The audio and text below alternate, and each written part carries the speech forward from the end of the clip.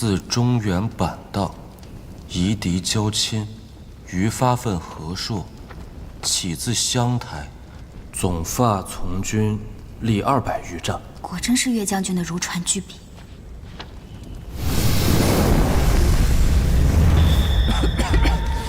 什么情况？你们俩上山怎么还放火呢？我们怎么可能自己放火烧自己啊？定是你那3000尺的弟弟想出的损招，放火上山逼我们下山。不好，这火势越来越大了，此地不宜久留。裘县长，怎么办？怎么办？你还不快喊话叫你弟弟灭火？他总不能自己烧死自己亲哥哥吧？太能了！他要知道我私闯禁地，非但不会救我，定会将我烧个外焦里嫩，也未可知。那我们就上这中指峰的峰顶，走。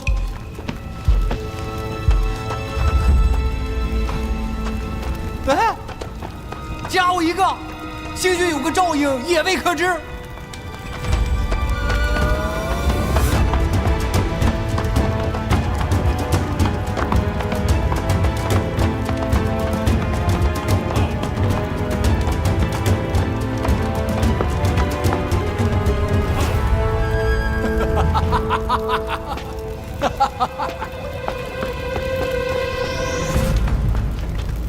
想不到，这铁掌帮森严壁垒的禁地，竟然是我裘钦丈先一步踏入。千仞，纵然你有千般武艺，到头来还是少逊我一筹。没想到今日会绝命于此，但是幸好有你在，金哥哥。哈哈哈！终于少逊我一筹了。我一直在。啊！终于少逊我一筹了。白雕，白雕，那两只破鸟还没有我的脸大，如何能救你？嘿嘿。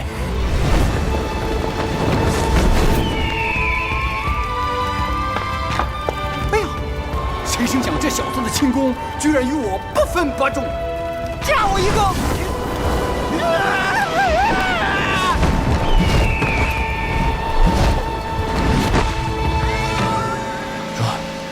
怎么样？你的那2位草原朋友对你真忠诚。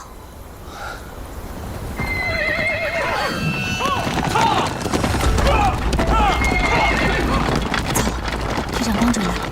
咱们往那边走，只能试试运气了，蓉儿。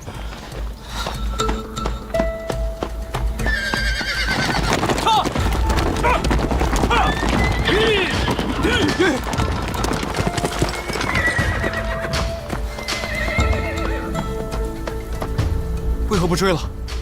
前方乃瘴气林，常年瘴气弥漫，毒虫遍地。凡入此林者，皆九死一生。不追也罢。那对狗男女命硬得很，要确保万无一失才行。言之有理。小王爷如果不怕死，倒是可以继续追杀他们。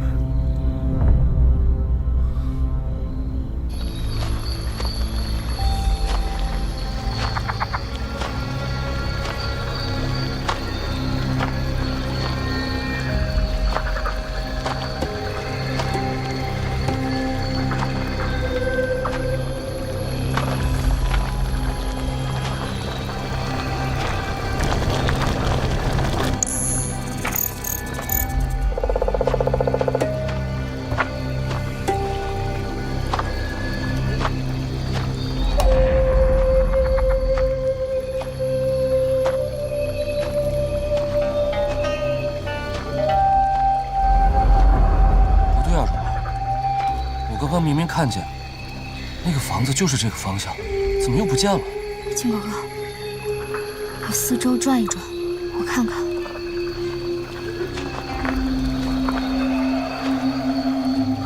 这个地方被设计了阵法，向左走。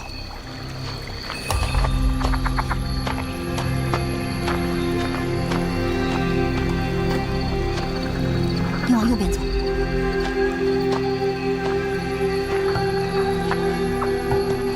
阵法倒像是我们桃花岛一处的翻版，也不知道这个地方的主人跟我们桃花岛有何渊源。金哥哥，啊，我知道了，就在前方。前方？好，来，这行了。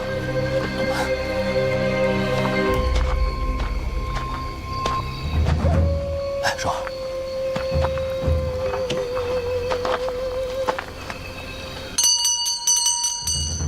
有人在家吗？怎么没有声音啊？我们是路过的，可不可以进去歇一会儿？你们既然能来到此处，必有本事进屋，难道还要我出门迎接吗？钱哥哥，进去吧。好，走。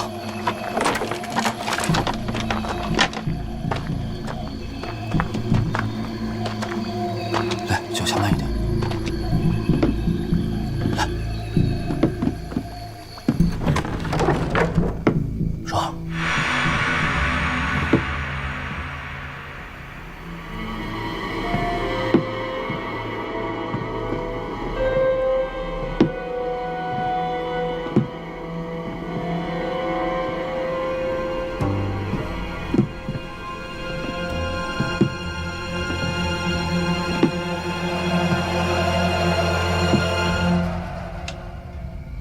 冒昧打扰，能否讨一碗水喝？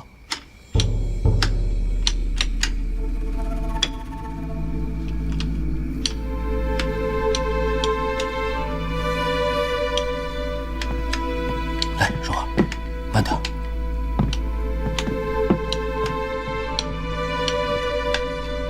这竹根都是些算子，排成商、时、法、界、算4位。这是在开55225的平方，235。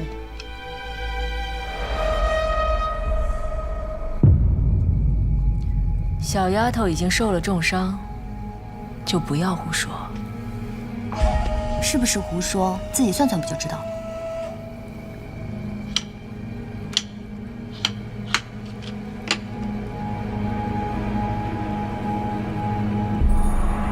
不过是凑巧猜中罢了。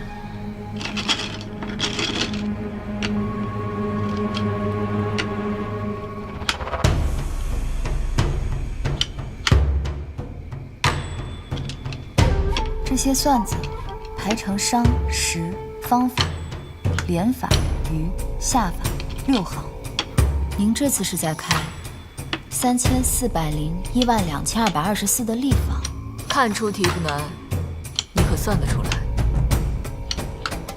？324个。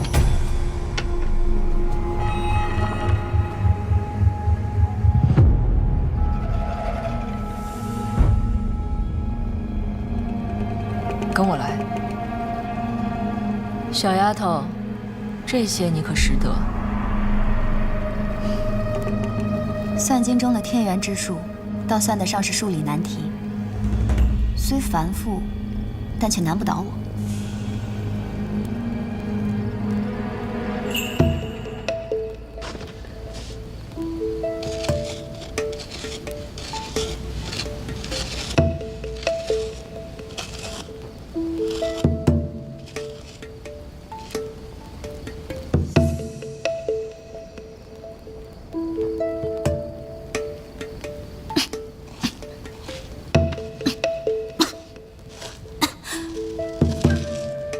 您瞧瞧看如何？这么快你就算出来了？算经中共有19元，人之上是先、明、萧、汉、累、曾、高、上、天；人之下是地、下、低、简、落、士、权、暗、鬼。我方才算到第19元时，倒是有些难住我了。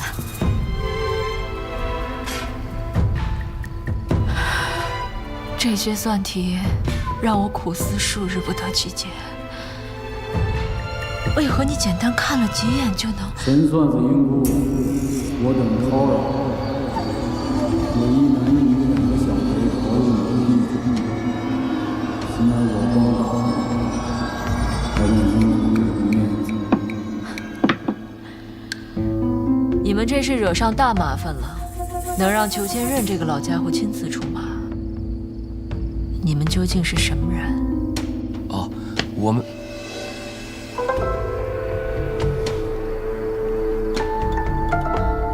不说我也猜得出来，九指神盖洪七公是你们什么人？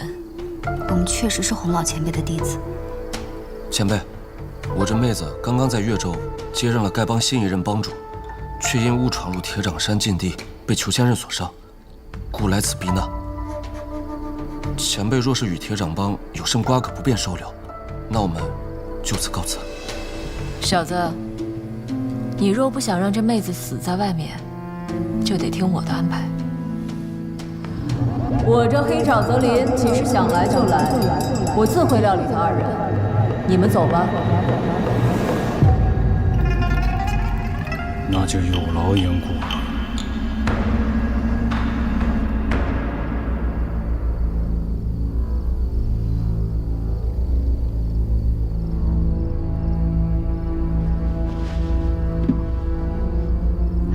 前辈，怎么样？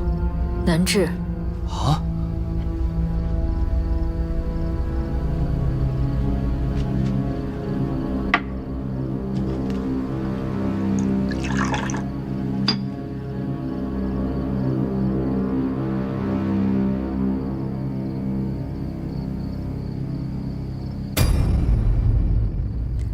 小丫头心眼儿挺多呀，原想给你引一些麻沸散，让你少遭些罪，现在看来，实属多余了。来，疼着吧。前辈，我妹子伤得如此重，没必要这么气她。她被裘千仞的铁掌功所伤，不出几日便是大限，大罗金仙也难救。前辈若是不愿相助，也没有必要说出如此难听的话来吓唬我们。蓉儿，我现在就带你去寻大夫。我这里岂能容你们两个小辈说进就进，说出就出？前辈为何如此不讲道理？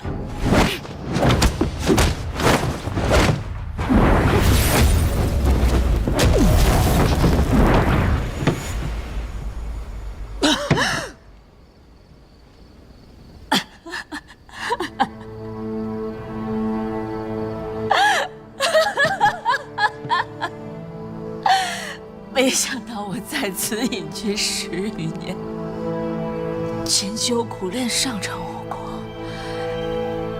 本想着马上学成去救人，眼下却连你一个毛头小子都胜不过。我这10余年的苦熬，岂非尽付流水？前辈，我无意动手，请谅解。放我们走吧。你们能去哪儿啊？这丫头中了铁掌功，又在林中受了瘴气之毒，脸上已现出黑气，不出3日便会毒气攻心。你当真要害了她？3日，蓉儿，感觉怎么样？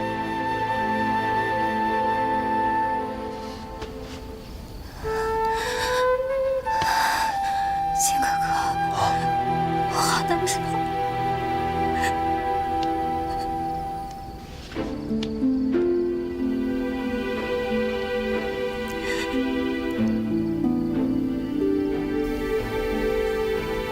秦哥哥，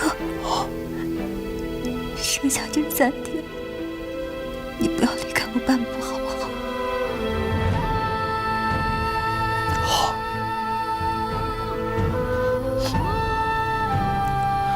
我不会离开你的，蓉儿，我也不会让你有事的。如果这次当真伤重不治，在阴石路上，请哥哥陪你一起走，好不好？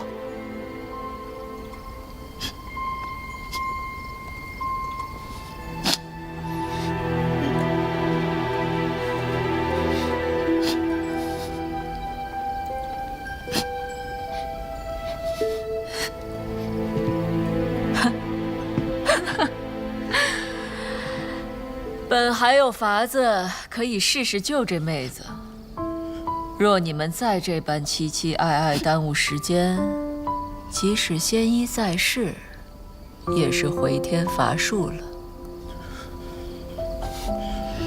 蓉儿，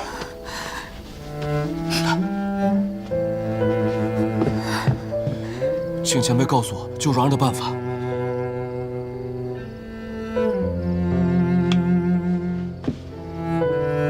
只要能救我蓉儿，我愿意为前辈做任何事情。我如何有这救人的本事？若我真有此神通，又怎会在这阴湿寒苦之地受罪？那你刚刚说的是什么法子呀？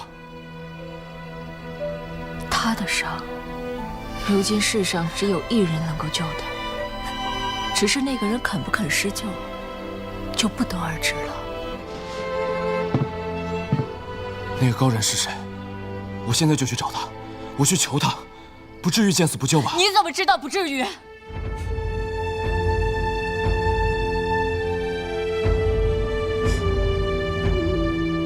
见死不救才是人情之长，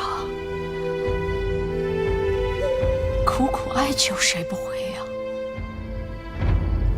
可是这世上又有几人能被苦苦哀求感动过？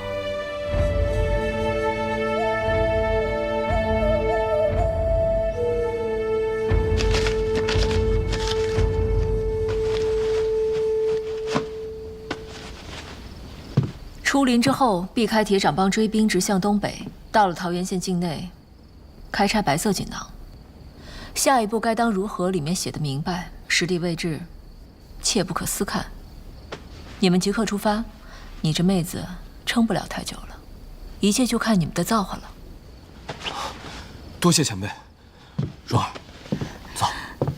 钱哥哥，蓉儿，我胸口疼得紧，你再给我拿一粒九花玉露。好。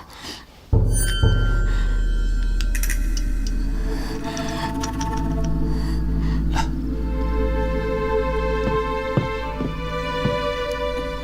这便是九花玉露丸吗？给我瞧瞧。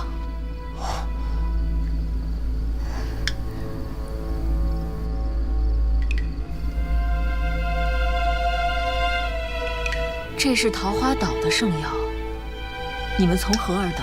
蓉儿是桃花岛岛主的女儿。你是黄老邪的女儿。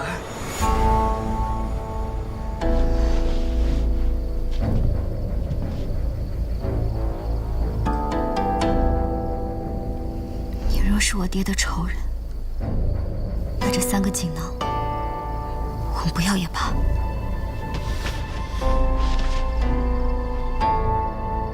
罢了，你们快走吧。锦囊既然已经给你们了，我能帮的仅此而已。小丫头，你爹有没有告诉过你虚不受补啊？这九花玉露丸虽是圣药，但与你的伤势有害，切不可再服。多谢前辈提醒。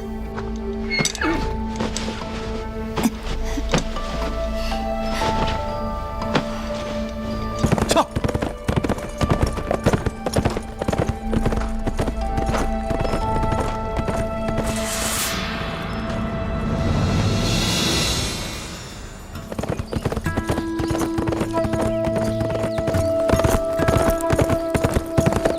撤！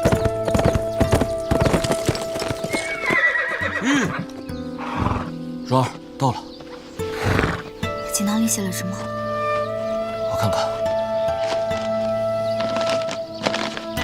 这是一张手绘地图，向前而行，前面有条河，让咱们到了河边打开红色锦囊。撤！撤！撤！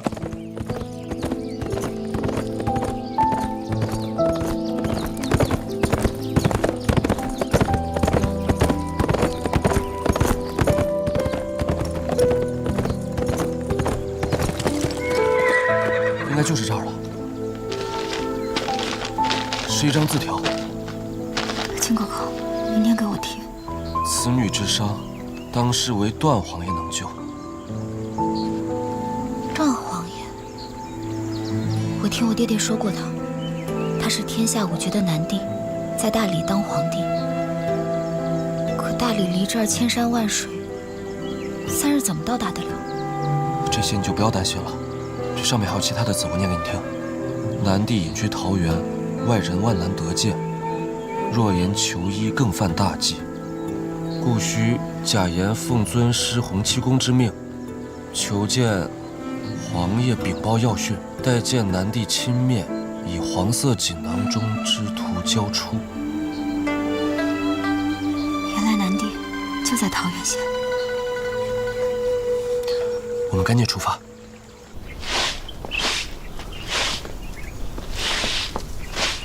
大师，二位施主至此，不知有何贵干？我们特来求见段皇爷，烦请您通报一声。段皇爷已不在尘世，劳二位空跑一趟。啊？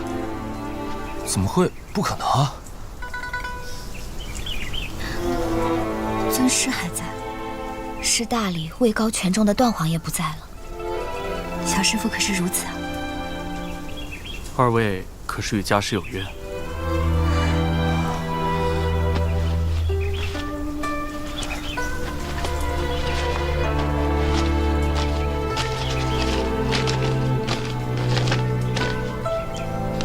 怕念在九指神盖和桃花岛的故情，赐见一面。烦请您呈给尊师。啊。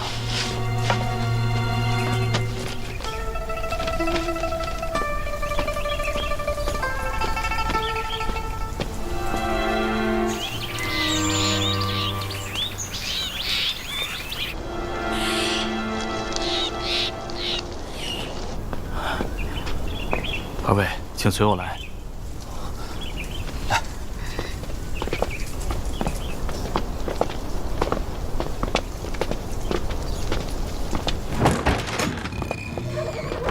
蓉儿，慢点。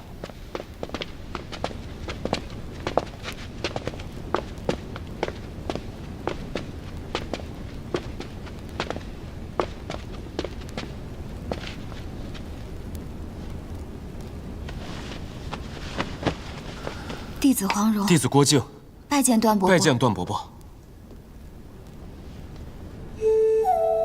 段皇爷早已不在尘世，贫僧法号一等。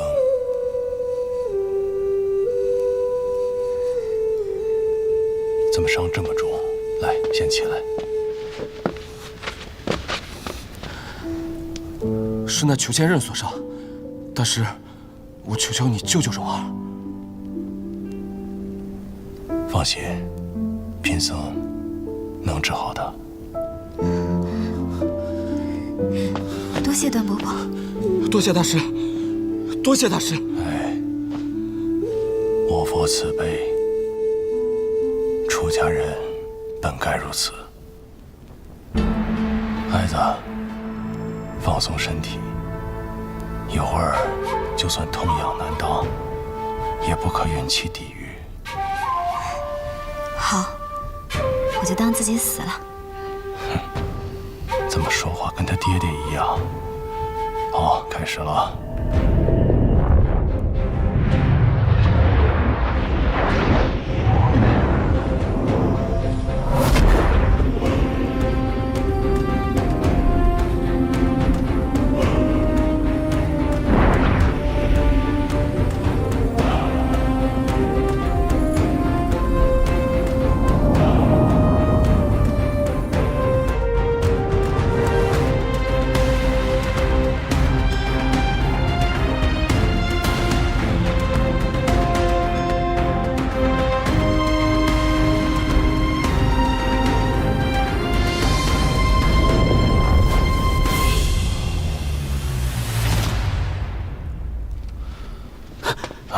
师傅，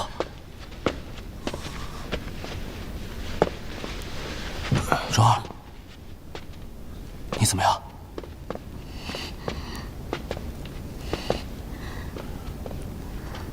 蓉儿，靖哥哥，火炉呢？冰呢？什么火炉，什么冰啊？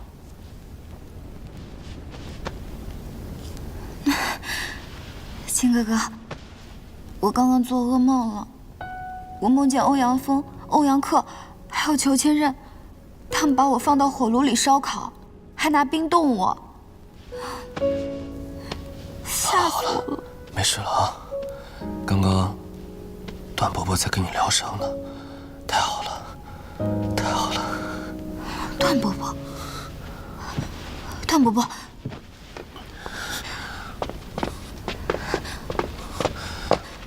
段伯伯，段伯伯，谢谢您救了蓉儿。您感觉怎么样啊？不碍事。蓉儿，你的伤已经治好，回去休养个2天，别到处乱跑。静儿，你带你师妹回去吧，老衲也得休息了。您为了医治我，耗费了大量的元气。我这儿还有按照我爹爹秘方所制的9花玉露丸。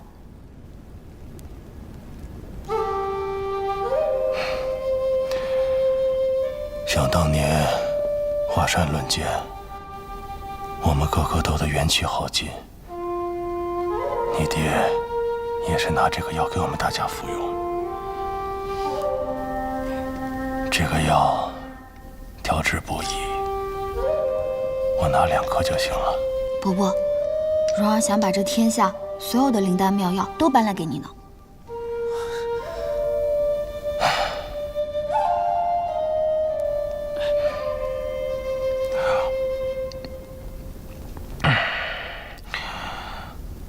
静儿啊，答应我一件事。大师，你讲。不许跟任何人提起你曾来找我这件事，甚至连你师父也不准说。啊，你们也不必再过来，很快我就要搬走。那要搬到哪里去啊？以后我们如何看望您？金哥哥，段伯伯是为了医治我才暴露行踪的，故而才搬家。师父，师父，师父，段伯伯，大师，蓉儿，这个药是不是你爹亲自调制的？是我师哥陆成风按我爹的秘方所制。你爹可曾说过，这药服多了对身体有害？莫非这药有毒啊？师父耗费元气为你们疗伤，你们竟然恩将仇报！不可能！我爹说过，此药是服的越多越好，只不过配置不易，我爹都不舍得多服几颗。不关你们的事，快去后院找我师弟。是。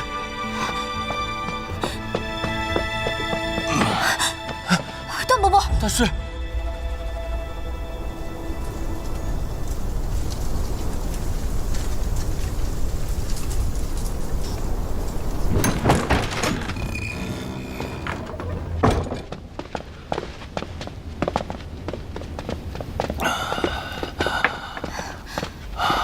段伯伯，你还好吗？无妨，我师弟是天初的解毒圣手，这个毒还要不了我的命。大师，我和蓉儿真的不知道那个药丸有毒的，之前我们都服用过，没有事的。我自然知道，这都不是你们下的。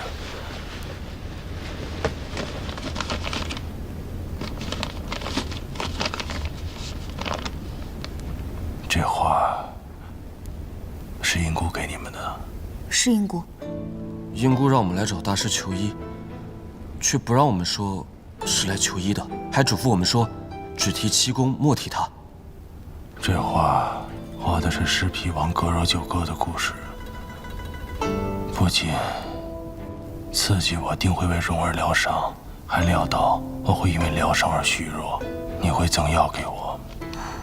难怪他当时拿到这瓶9花玉露丸，端详了片刻才还给我。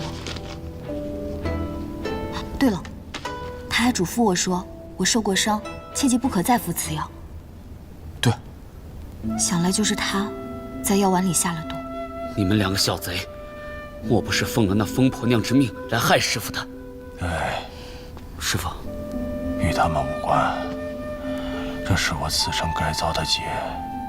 既然是因果，就当做是了了我跟他的一段因果。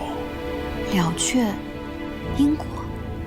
这一切都是我咎由自取。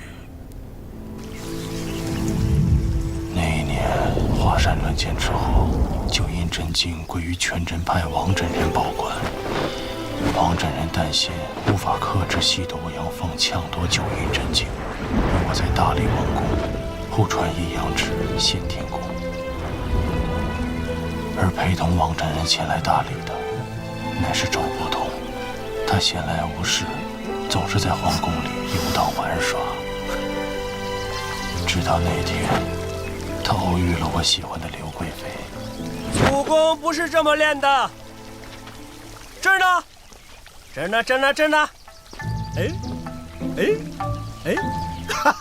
你是谁？你为什么骑在大象上面？我是训练大象的，服不服？哈哈哈哈！我在练武功，这是一种修炼下盘轻功的法子。还有这么神奇的法子？那当然。那，你坐这么高，你不害怕呀？小宫女，见识短。小宫女，大理皇宫，小宫女还能练武功？哎呀，不得了不得了，就是武功太差。你的功夫很好吗？那当然。哈哈哈哈！我师哥可是天下第一的王重阳，我们玄门正宗全真教的武功，你说厉不厉害呀？既然这么厉害，你能教教我吗？当然不可以。不教就不教，反正是你师兄厉害，又不是你厉害。我也很厉害，我教你。说想学什么？不想学了。我教定了。说。点穴，听说过吗？你这么笨，我教你个简单的。这儿，别笑。周伯通原本练的就是童子功，不谙男女之事。那刘贵妃天真烂漫，不太避讳。两个人处处点点之间，变得无话不说，亲密无间。可能周伯通生性活泼，与我这位大理皇爷反差极大，给了刘贵妃莫大的新鲜感。你对我这么好，我也有个东西要送给你。给你。什么呀？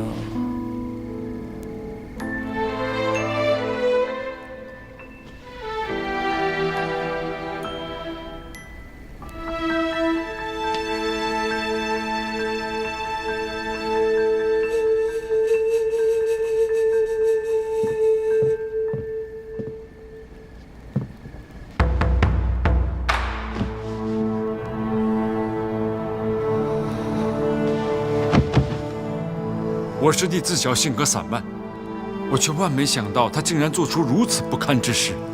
师弟已经将前因后果向我坦白，特来请段皇爷降罪。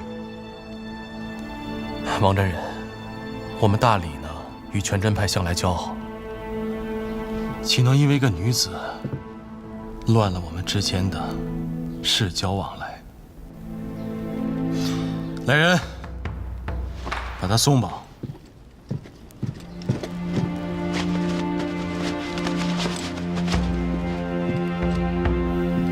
周伯通，别再来大理。至于全真派，我们大理呢，永远欢迎。皇爷，这一切都是我的错，要罚就罚我一个人吧。既然你们两个人真心相爱，那我就成全你们。你们成亲吧。以后任由你们去天涯海角，别再回大理。段皇爷，我不愿意。我做出这等丑事，已经万分的愧疚。段皇爷不要我的命，已经是格外开恩。我怎么还能成亲？你们两人想清楚，私定终身是一辈子的事。我不知道你是贵妃呀，我要知道，我不会干出这样的事儿。对不起，段皇爷。对不起，贵妃。伯通，我不会再来了，不会再来了。对不起，对不起，对不起，对不起。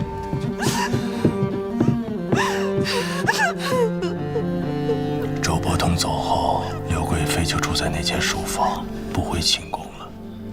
我很长时间没有去看她，直到我听闻，她在这书房中已经生下了一个男孩。所以，这孩子是老顽童的。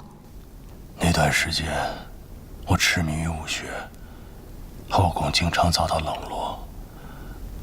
这也难怪刘贵妃会对周伯通产生情感。可这听来听去，都像是刘贵妃对不起伯伯。伯伯怎么会如此自责？那是因为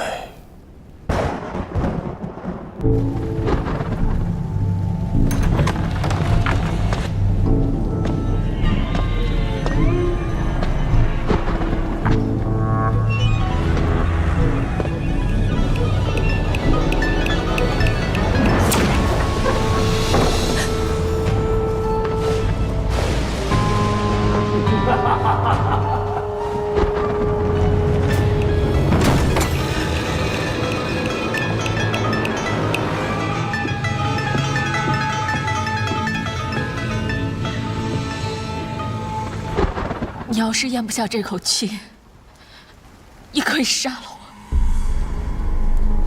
你为什么要对孩子下毒手？你孩子怎么了？你装什么糊涂？这光进森严的地方，除了你，还会有谁那么恨这个孩子？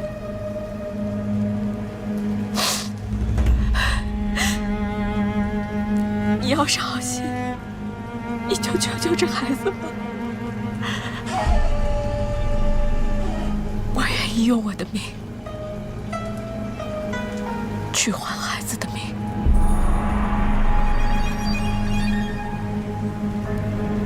虽然带脉已断，但未伤及要害，还有救。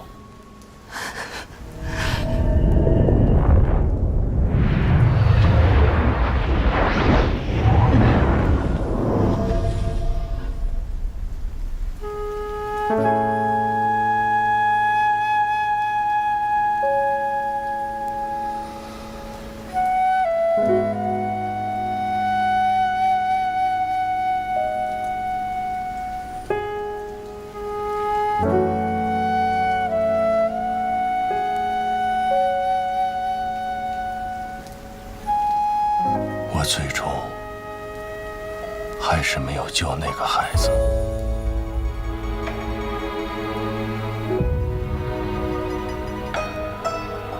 什么情爱无边、王权富贵，都是过眼云烟罢了。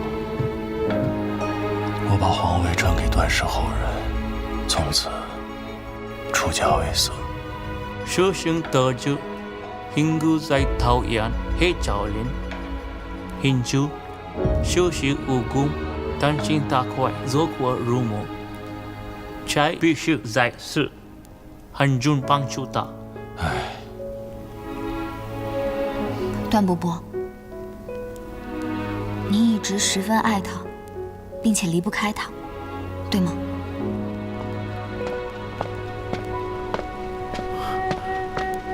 师傅，山下送来了这个。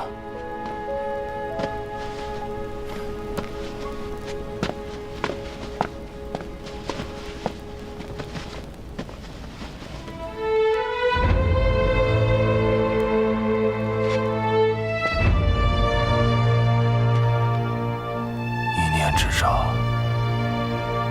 倾之于死。请等皇权夺势，终究还是逃不过。我原以为英姑是好心好意才指引我们来此求治，没想到我们变成她手中害人的利器。需理会。